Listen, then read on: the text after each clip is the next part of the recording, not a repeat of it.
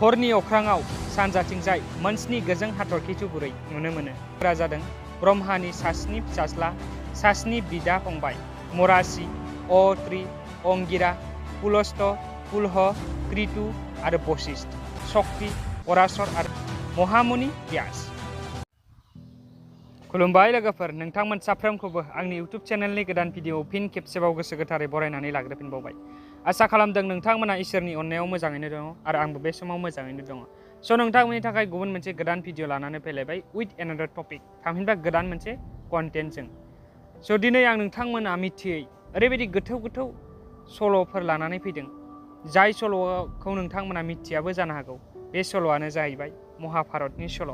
आरो बे महाभारतनि सल'खौ आं गांसे बिजाबनिफ्राय दिखांनानै लानाय जादों आरो जाय बिजाबनि मुङानो जाहैबाय उपेन्द्र किशोर रायचौधुरीनि लिरनाय महाभारतनि सल' बिजाब। आरो बिथांनि बिजाबखौ राव सोलायदोंमोन बर' रावआव जतीन्द्रनाथ स्वरगियारि बिथाङा। फैदो जों बिथां लिरनाय माखासे बिजाबनिफ्राय थिखांनाय सल'फोरखौ खोनासंलांदोनि।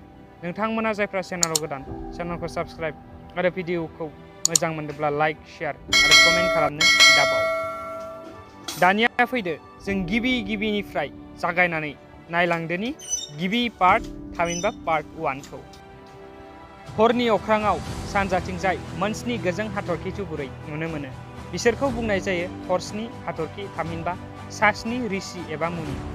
बे सास्नि महामुनिफोरा जादों ब्रह्मानि सास्नि फिसाज्ला, सास्नि बिदा फंबाय। गासैबो मुनिनि सिगां जोनोम जादोंमोन बे सास्नि मुनिया, होनब्लाना जिब जुनारनि जोनोमानो जायाखैमोन। बे सास्नि मुनिनि मुङा जादों मरासि, अत्रि, अंगिरा, पुलस्त, पुलह, कृतु आरो बशिष्ठ। बशिष्ठनि फिसाज्लाया शक्ति, शक्तिनि फिसाज्लाया पराशर आरो पराशरनि फिसाज्लाया महामुनि व्यास। व्यासआ थैनो रोङि, मुलुग संसारनि गासै थांखिखौनो बियो मिथियै गैया। जिखिनि जालांबाय, जिखिनि जागासिनो दङ आरो जिखिनि जानो गोनां दङ गासैखौबो बियो मिथिगौ। मानसिनाव मेगन दं, अब्लाबो बिसोर खाना बादि खामानि मावो।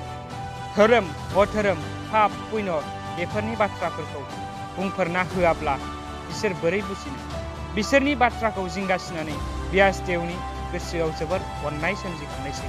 बेनिखायनो बियो गोदै रावजों खबाम गोनां छन्दआव जोबोर गोमोथाव खन्थाइ रनसायनायसै। गियान, धोरोम, शास्त्र, जारिमिन बे गासैनिबो गुदि रावखौ बयनिबो थाखाय गोरलै खालामनायसै। बे गासैबो खन्थाइखौ रनसायनानै व्यासदेवआ गोसोआव ओरैबायदि जिंगासियोदि बिनि शिष्य एबा सोलोंसाफोरनि थाखाय बेफोरनि सोलोंथाइ होनायनि खाबुआ माबोरै जागोन। व्यासनि जिंगासिनाय बाथ्राखौ मिथिनानै ब्रह्माया बिखौ गोसो गोजोन होनो थाखाय आरो मानसिनि गाहामथिनि बाथ्राखौ साननानै बिनि खाथियाव थांनानै नुजाथियो। ब्रह्माखौ नुनानै नुग्रोमोना जोबोर गोमोहाबनानै व्यासआ बिखौ अननाय खाननानै जिरायनो होनायसै। आखाइ खबजबनानै बिनि ब्रह्मानि खाथियाव गसंना थानायसै। बिनि उनाव ब्रह्माया गावनो जिरायना व्यासखौ जनो थिननायसै। व्यासआ गोसो गोजोनै ब्रह्मानि खाथियाव जनानै गुरैयै बुंनायसै, हे अबंलावरि, आं गांसे खबाम गोनां खन्थाइ रनसायनायनि थाखाय जिंगासिदों। बेयाव दङ बेद, बेदांग, उपनिषद, पुराण, जारिमिन बायदि गासैनिबो गुबै बाथ्रा, धोरोम अधोरोम आरो संसारनि गासै खामानिनि बोसोनथि दङ। बुहुम, अखाफोर, ग्रह, हाथरखि, दैमा दैसा, हाजो, लैथो, गामि, नोगोर, हाग्रा, हाग्रामानि फोरमायथिनाय दङ। बिब्दि खन्थाइ रनसायनो थाखाय थियारि जादों। नाथाय हे अबंलावरि, आंनि बे खन्थाइफोरखौ लिरना होनो थाखाय गाहाम सासे लिरग्रा मोनाखै। ब्रह्माया बुंनायसै, फिसा, नों जोबोर गोदै खबाम गोनां खन्थाइ रनसायनो ओंखारदों। बिब्दि खन्थाइ गुबुन रावबो खन्थाइगिरिया रनसायनो हानाय नङा। नों गणेशखौ सिबि, बिथाङानो नोंनि बे गोमोथाव खन्थाइनि साबसिन लिरगिरि जानो हागोन। बिब्दि बोसोन होनानै ब्रह्माया जायखारलाङो। बिनि उनाव व्यासआ गणेशखौ सिबिनाय लोगो लोगोनो बियो व्यासनि खाथियाव नुजाथिफैनायसै। व्यासआ बिखौ हाजासे सनमान आरो अननाय जासिनानै गुरैयै बुंनायसै, हे सुबुंनि बिगोमा, आं आंनि गोसो गोरबोनिफ्राय बुंलांदोनि, अन्नानै नोंथाङा आंनि खन्थाइखौ गासैबो लिरनानै होदो। बे बाथ्रायाव गणेशआ बुंनायसै, हे मुनि आफा, आं नोंथांनि खन्थाइनि लिरग्रा जानो थियारि दङ। नाथाय फंसे बाथ्रा नोंथाङा साननानै नाय, लिरना जनानै जाहाथे आं रेबगन आखायाव लानानै नेबाय थानो नाङा। आं जोबोरै खरै लिरनो हागौ। बे बाथ्राखौ खोनाना व्यासआ बुंनायसै, जोबोर मोजांनि बाथ्रा, आं जेसेबां हागौ खरै बुंलांनो नाजागोन। नाथाय गोसो हो, खरै लिरलांनो थांना नोंथाङा जेखौ मेखौनो लिरला बायनाङा। आं जा बुंगोन सिगां बेनि ओंथिखौ बुजिना लाग्रो आरो बेनि उनावसो लिर, नाथाय बुजियाबालानो लिरनो हानाय नङा। गणेशआ बुंनायसै, गाहाम बिदिब्ला बिब्दिनो जाथोंसै। बिब्दि हमना होखानाय नेमनि गेजेरजों लिरनाया जागायजेननायसै। व्यासआ जोबोर बुद्धिद गोनांमोन, बेनिखायनो बियो गणेशखौ बुंखाना दोनदों दि सिगाङाव ओंथिखौ बुजिना लाग्रोगोन, बेनि उनावसो लिरगोन। गोरलैयै गुरैयै लिरलांनायनि बाथ्रा जायोमोनब्ला गणेशजों बियो फेर मारिनो हानाय नङामोन। गणेशनि बादि लिरग्रा त्रिभुवनावबो गैया। बिनि रेबगननि सेराव बारहुंखायानो जेनो। खन्थाइ रनसायनानै बिजों लोगोसेयै फेर मारिनो गोहो व्यासआ दंमोन ना गैया बेखौ सन्देहनि बाथ्रा।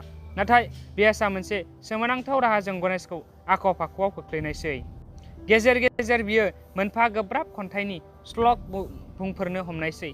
बिनि ओंथिखौ बुजिनो गासैबो गोरों गणेशफोरा गंस्रिना जिंगासिनो गोनां जानायसै।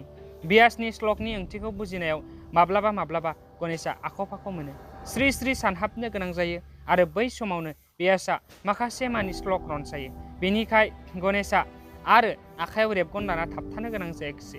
बिब्दिनो महाभारतखौ लिरनायसै। लिरनाया जोबनायसै। व्यासदेवआ बै खन्थाइखौ गिबियाव गावनि फिसाज्ला सुकदेबनो फोरोंनायसै। बेनि उनाव गावनि सोलोंसाफोरा बिनि सोलोंथाइ लायो। मोदायफोरनि मादाव नारद, बिफाफोरनि मादाव असित, देवल, गन्धर्व, यक आरो रायखसफोरनि सिगाङाव सुकदेवआ बिनि सोलोंथाइखौ होयो। मानसिफोरनि गेजेराव वैशम्पायनआ बिखौ गोसारला होनायसै। मोदायफोरहालायनो महाभारत आरो गांब्रै बेदनि गिलिर लिरथाइखौ सुना नायदोंमोन। गिलिर लिरथाइखौ सुना नुदोंमोन दि गांब्रै बेदनिख्रुइ महाभारतनि लिरथाइ थामहिनबा गिलिरा बांसिन। बेनि थाखायनोथ' बे खन्थाइनि मुङा जादों महाभारत। स' बेफोरबायदिनो महाभारतनि गिबि चेप्टारा जोबो आरो नैथि चेप्टारखौ नायनोब्ला नोंथांमोना चेनेलखौ साबस्क्राइब खालामनानै दोन। नेक्स्ट भिडिअ थाबैनो लोगो मोनगोन। बाय बाय।